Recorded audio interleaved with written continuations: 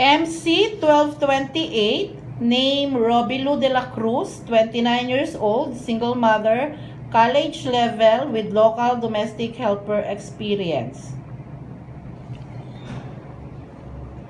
Okay, Miss de la Cruz, can you please introduce yourself? My name is Roby-Lou de la Cruz. I'm 29 years old. I live at 65K6 Street, Camuning, Quezon City. I'm a single mother with 2 kids. My parents are Mr. and Mrs. Roberto and Lourdes de la Cruz. I have 1 brother. And my hobbies are watching TV, cooking, and playing sports. What makes you decide to work in Hong Kong? So I can help my family's financial needs and for my kids' future. Who's going to take good care of your children if you go to Hong Kong? My parents. Can you please tell us what is your experience working under the family of Cherry Paltingco of Manila? I worked as a household worker for 4 years. I took care of 2 months old baby. I clean the house. I go to market and cook them meals. Do you have any experience taking care of a newly born baby? Yes. Can you please tell us what is your experience in taking care of a newly born child? I change diaper. I give them bath. I change their clothes and prepare their milk. Okay. For example, the baby keeps on crying non-stop and both of your employers are not at home during the day. How are you going to handle the situation?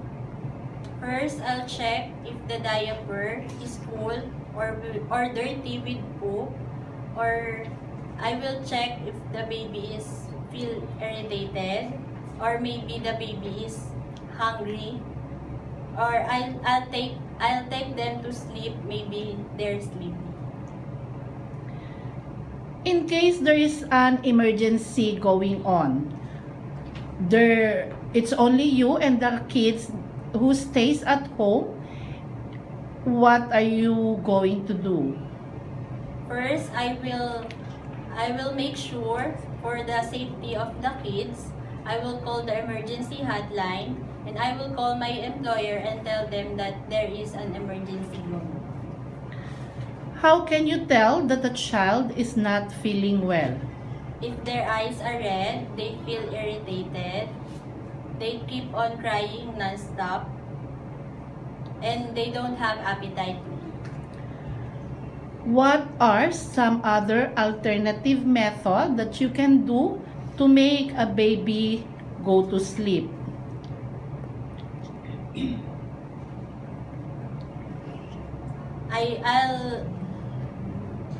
I'll put the baby on my chest, rub her back gently, and sing her lullaby. Okay. Do you love cooking? Yes. From a scale of 1 to 10, how are you going to rate your cooking skills? 8. If your employer will ask you if you could make their meal every day, would you able to follow simple recipe? Yes. If your employer will give you a weekly budget for marketing and grocery, how are you going to spend the money that is being given? I will make a list and I will make a note of the daily expenses. Then after that, I will show to my employer.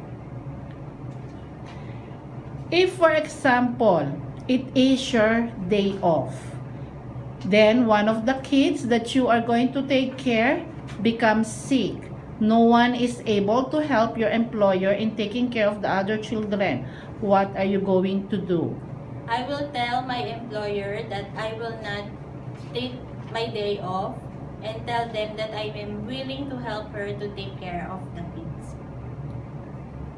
While cleaning your employer's house, then you have picked something that doesn't belong to you, like money or jewelry. What are you going to do? I will tell it to my employer that I have picked something and I will give it to them. What are you going to do if, let's say, a small kid burnt his finger in an hot iron? I will put the burnt finger of the baby to cold running water until the pain is gone and give proper medications.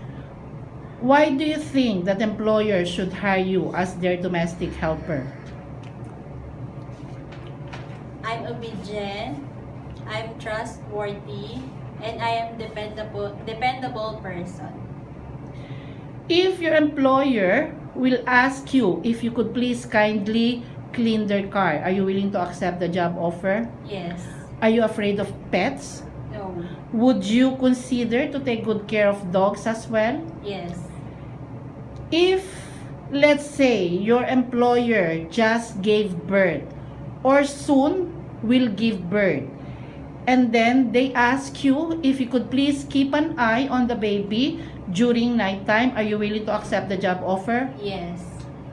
Do you have any nursery rhyme? Yes. Okay, can you please show us what nursery rhyme do you know? Itsy bitsy spider went up the water spout. Down came the rain and washed the spider out. Out came the sun and dried up all the rain. And the itsy bitsy spider went up the spout again. If you will be given the chance to be employed by one of our employers in Hong Kong, what is your message to your future employer? Thank you for giving me a chance to be employed.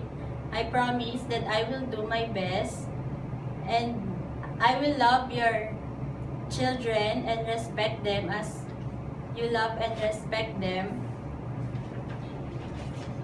I hope to see you soon. Thank you.